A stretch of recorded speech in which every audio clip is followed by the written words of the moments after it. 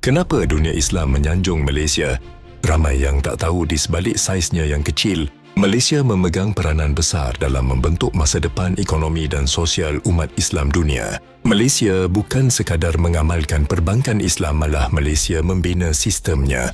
Dari pasaran modal syariah hingga menjadi antara peneraju utama sukuk dunia, Malaysia menjadi rujukan global bagi negara yang ingin keluar daripada sistem riba. Dalam dunia halal, Malaysia bukan sekadar ikut standard, malah Malaysia mencipta standard. Melalui pensijilan oleh JAKIM, negara ini diiktiraf sebagai gold standard halal dunia. Lihat sahaja tabung haji, sebuah institusi yang memastikan jutaan umat Islam menunaikan haji dengan teratur dan bermaruah. Model ini bukan sahaja berjaya, malah mendapat pengiktirafan antarabangsa. Dan di pentas dunia, Malaysia tidak sekadar hadir, tapi bersuara. Malaysia hadir menghulurkan bantuan kepada umat Islam yang terjejas oleh konflik dan derita.